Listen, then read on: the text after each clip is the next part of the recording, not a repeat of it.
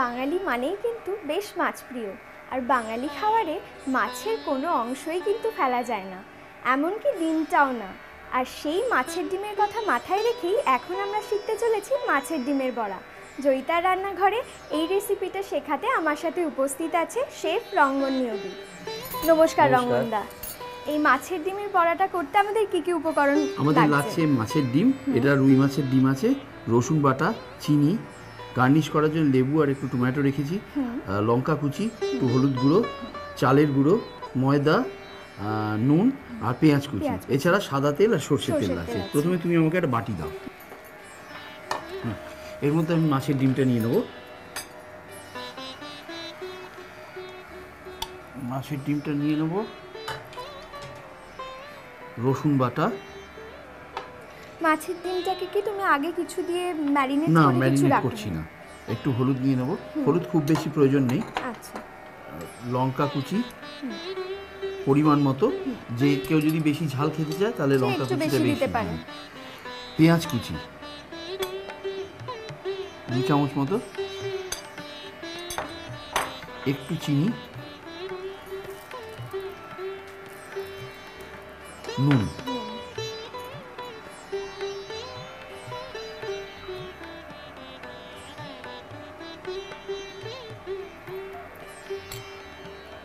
এবার তুমি আমাকে এর মধ্যে একটু সরষের তেল দাও।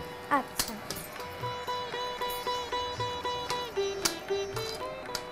ব্যাস, কাঁচা সরষের তেল দিয়ে মাখলে যেন একটা ফ্লেভারটা খুব ভালো হয়, ঝাঁজ আসে। তুমি আমাকে এখানে একটু আরেকটু পেঁয়াজ কুচি দিয়ে দাও। ব্যাস। এটাকে কি অনেকক্ষণ ধরে মেখে রাখতে হবে? না, একটু ম্যারিনেট করে রাখলে ভালো হয়, যে কোনো জিনিস একটু ম্যারিনেট করলে ভালো হয়, পেনিট্রেট করে মশলাগুলো ভেতরে। হ্যাঁ, এবার যেটা করতে হবে, এর মধ্যে আমাকে ময়দা দিতে হবে। কতটা পরিমাণ দাও, ময়দা ছড়িয়ে দাও। ব্যাস,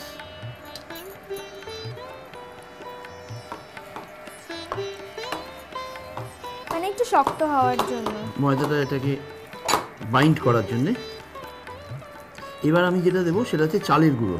চালের গুঁড়োটা ওইভাবে দেবো না, তার লাম্প হয়ে যাবে। চালের গুঁড়োটা একটা ছোট বাটির মধ্যে গুলে দেবো। আচ্ছা, আমি বাটি দিচ্ছি। কতটা পরিমাণ চালের গুঁড়ো? 1.5 চামচ মতো। এটা জাস্ট ক্রিস্পি করার জন্য চালের গুঁড়োটা দেওয়া হচ্ছে। চালের গুঁড়ো ভালো করে ফেটিয়ে নিতে হবে, কোনো লাম্প যেন না থাকে। এটাকে এর মধ্যে একটু মিশিয়ে দিতে হবে, দিয়ে আবার এটাকে মেখে ফেলতে হবে। আর একটু ময়দা লাগবে,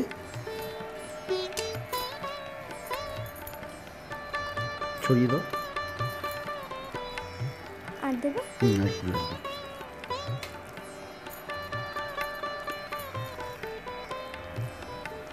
একটু সামান্য, যেহেতু এত ময়দা দিলাম আবার, সেই জন্য একটু নুন দিতে হবে।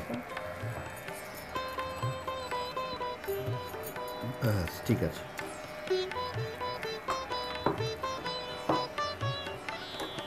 এটা ভেজানো থাকে এইভাবে। এবার আমরা যেটা করবো, সেটা কড়াইয়ে তেল দেবো। তুমি একটা কড়াইয়ে তেল দিয়ে দাও। সাদা তেলে ভাজা? সাদা তেলে ভাজা হবে। তেল আর একটু দিয়ে দাও, একটু ডুবো তেলে ভাজা হবে। আচ্ছা, একটু বেশি তেল দিয়ে রান্নাটা। তেলটা গরম হলে আমরা এর মধ্যে বড়ার আকারে বানিয়ে ছাড়তে থাকবো। আরেকবার এটাকে একটু মাখিয়ে নেওয়া। এই মাছের তেলের বড়া দিয়ে কিন্তু খুব সুন্দর অম্বল হয়। মাছের তেল বানিয়ে আর যদি তেঁতুলের জল গুলে দেওয়া হয় তাহলে সেটাও খুব ভালো লাগে খেতে। হ্যাঁ, তেলটা গরম হয়ে গেছে। জয়িতা, তুমি আমাকে একটা ছানটা দাও। আমি এবার বড়াগুলো ছাড়তে থাকবো তেলে। তেল গরম হয়ে গেছে।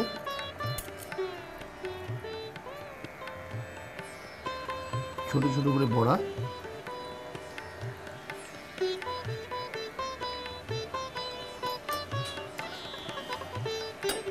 তুমি এটা নাড়তে থাকো। দেখো, আমি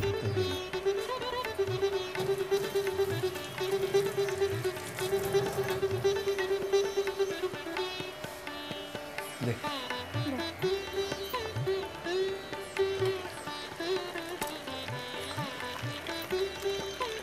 এই মাছের বড়া দুপুরবেলায় ভাতের সঙ্গে ভাত ডালের সঙ্গে খুব সুন্দর খুব চলে, সুন্দর লাগে। তাছাড়া স্ন্যাক্স হিসেবেও ভালো চলে। সন্ধ্যেবেলা চায়ের সাথে। আস্তে আস্তে হয়ে গেছে, যেগুলো তুলে ফেলি।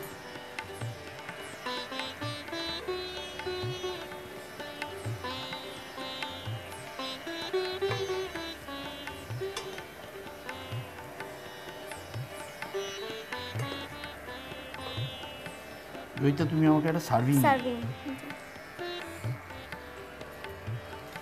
অফ করে দেবো। এটার মধ্যে সার্ভ করতে পারো।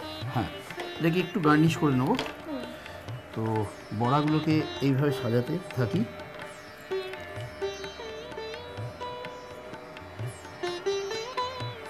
টমেটো, শসা এগুলোর সাথেও এটা খাওয়া যেতে পারে।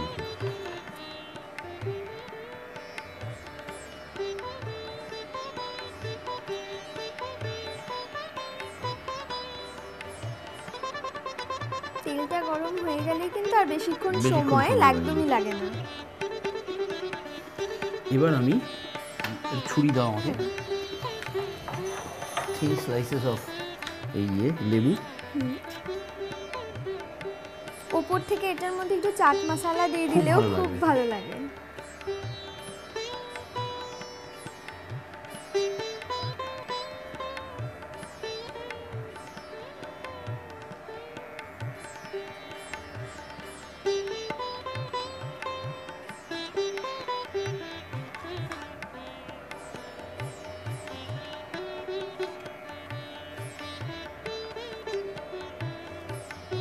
সাজিয়ে দেওয়া, শুধু সাজিয়ে দেওয়া না, এই টমেটোগুলো এই বড়ার সঙ্গে খেয়ে নেওয়া যেতেই পারে।